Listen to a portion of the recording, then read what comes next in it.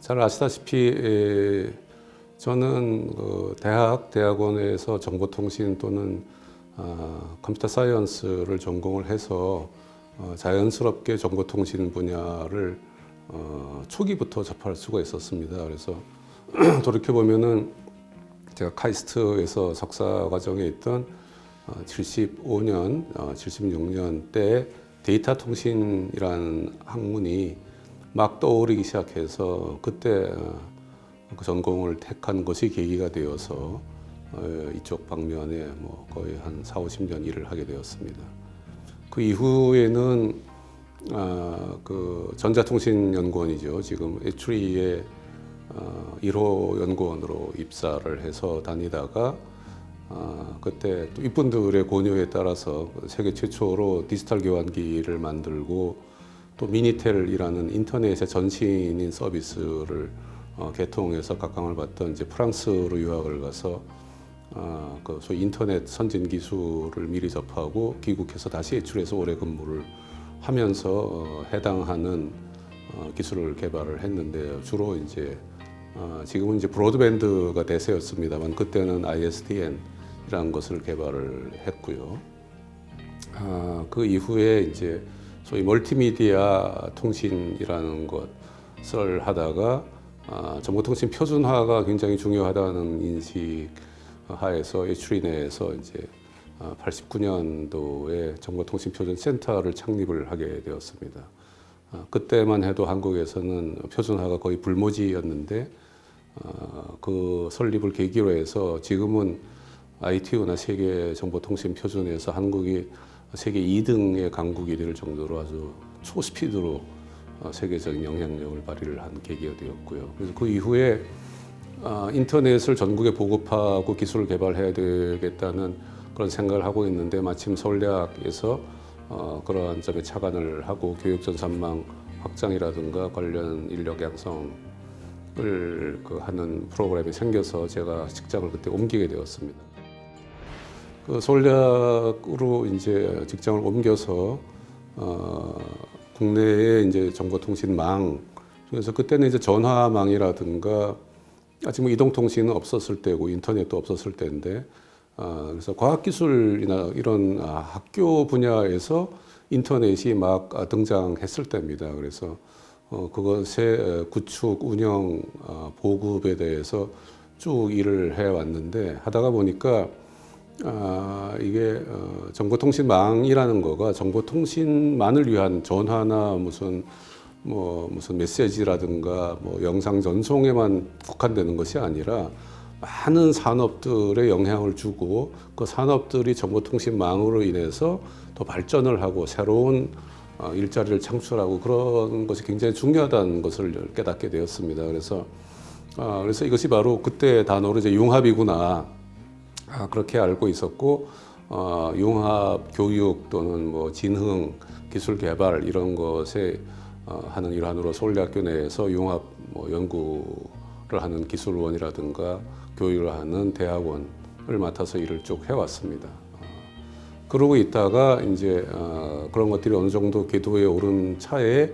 정부의 부름을 받고 이제 정보통신부죠. 그 과학기술과 합쳐서 그때는 미래창조라는 이름으로 이제 과학기술부가 이름이 달랐는데 어쨌든 분야는 과학기술도 있었습니다만 정보통신에 국한해서 말씀을 드리면은 글로 들어가서 일을 하게 되었는데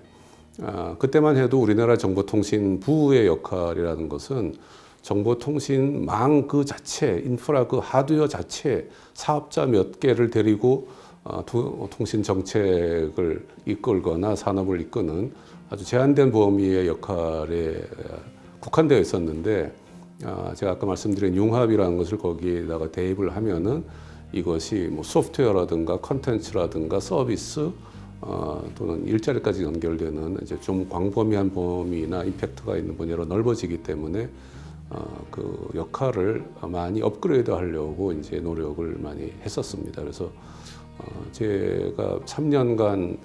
장관으로 재임하는 동안에는 포커스를 좀 다양화시켰다 이런 말씀을 드릴 수가 있겠습니다. 제가 2014년 여름부터 장관직을 수행을 시작했습니다. 그때 다행히 선배 여러 장관님들이나 직원들이 노력을 해서 ITU 국제 총회를 한국에 이미 유치가 된 상태였고 제게 주어진 임무는 그거를 잘 성사를 시켜서 성대하게 행사를 치르는 것이었습니다. 아시다시피 ITU 총회라는 것은 세계 대회로 치면은 두 번째로 큰 대회입니다. 제일 큰 대회가 이제 예를 들면 기후에 관련된 그런 행사로서 200개 이상의 나라가 참여를 하게 되고 그 다음이 이제 197개국이 참여한 ITU 행사가 되는데 그것도 서울이 아닌 부산에서 지자체 전폭적인 지원 하에서 수천 명이 3주간 하는 행사였기 때문에 한국으로서는 매우 도전적인 정보통신의 올림픽 그 이상 가는 행사였는데 그때 아주 순조롭게 행사가 진행이 되고 그 결과 한국의 과학 외교, 정보통신 외교의 위상도 아주 높아진 그런 때였다고 봅니다. 그래서 더불어서 그때 정보통신 ITU는 정보통신 국제 표준을 이제 만드는 기관인데 이 국제 표준을 관장하는 가장 중요한 직책이 표준국장이라고 있는데 부산 대회를 계기로 그 표준국장으로 한국인이 선임되는 그런 또 쾌거를 이루게 됐습니다. 이것도 이제 외교의 큰 성과라고 볼 수가 있는데 그 이외에도 그 세계적인 정보통신의 정책 장관들 또는 주요 인사들이 한국에 와서 한국의 실상을 전부 다 파악하고 또 방문을 해보면서 그 협력을 더욱 공고히 하는 큰 계기가 되었기 때문에 아주 중요한 행사를 뜻깊게 치렀다 이렇게 말씀드릴 수 있겠습니다. 네, 대한민국이 지금 디지털 교환기를 도입하면서 정보통신의 그 비약적인 발전의 소석을 80년대 초에 놓았고 또 90년대에 들어서는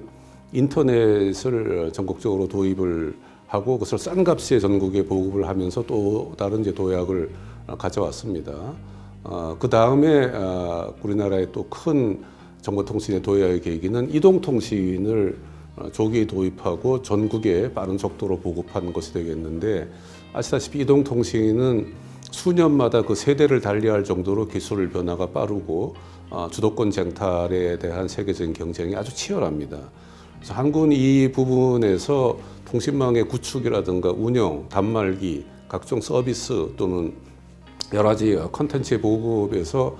세계적인 리더십을 계속 유지할 수 있을 정도로 정부의 강력한 뒷받침 내지 산업의 노력 이런 것들이 아우러져서 큰 결실을 보고 있는데 최근에는 그것이 5G의 시대라고 보고 있습니다만은 아시다시피 5G도 몇 년 안 가서 6G가 되고 그다음에 뭐가 될지 모르겠습니다만은 계속 변화할 겁니다. 이것은 이제 국가적인 장거리 통신망의 문제이고 그보다 더 중요한 기술 발전 중에 하나는 건물 내에 또는 좁은 지역에서의 통신 방식도 아주 뛰어난 기술 발전으로 서비스가 올라가고 있습니다. 여러분들도 사무실에서나 집 안에서는 5G를 쓰지 않고 소위 와이파이나 블루투스나 이런 걸 쓰지 않습니까? 그래서 이 양면의 기술 발전에 대해서 한국은 매우 얼리 어답터로서 이제 잘 활용을 해서 그것이 처음에는 속도만 빠르면 무슨 소용이 있나 이렇게 의구심을 가진 분들도 많이 계셨는데 결국은 그것이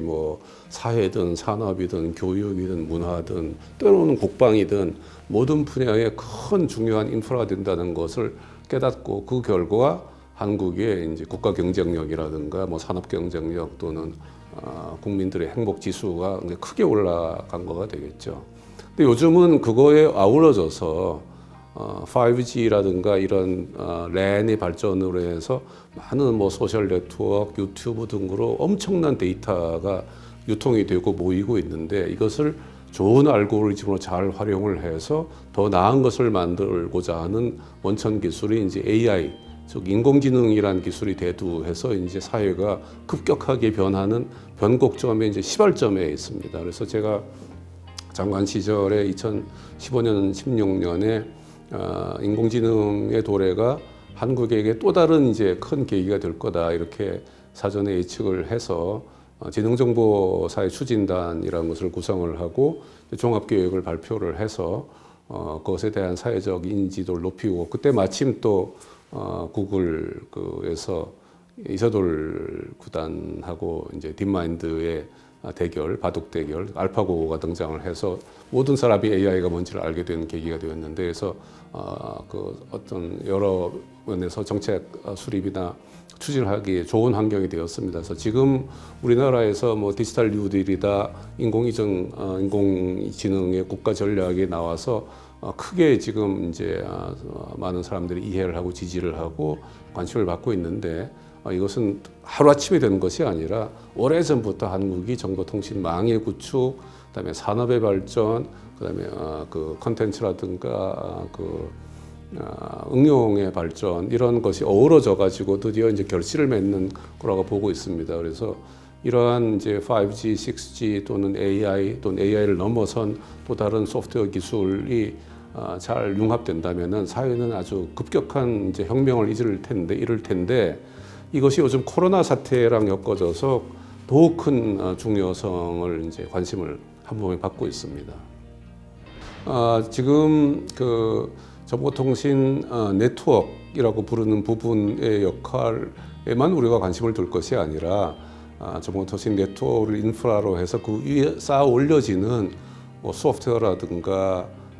데이터라든가 컨텐츠 또는 그것을 활용한 인공지능 또는 응용, 서비스, 산업, 이런 것에 우리가 좀 더 큰 관심을 기울이고 여기에서 우리가 국가 경쟁력을 올릴 수 있는 방도를 찾아내고 이제 그 많은 또 그 시민들이나 산업체나 전문가들의 관심을 불러일으켜야 된다. 그래서 정보통신의 미래는 그냥 다가오는 것을 우리가 구경하는 것이 아니라 우리가 스스로 만들어내야 되는데, 어떻게 만들어내야 되는가는 어느 부분을 우리가 집중해서 포커스를 두어서 그걸 끌어내오느냐, 우리의 노력에 달려있다, 이런 말씀을 드리고 싶습니다.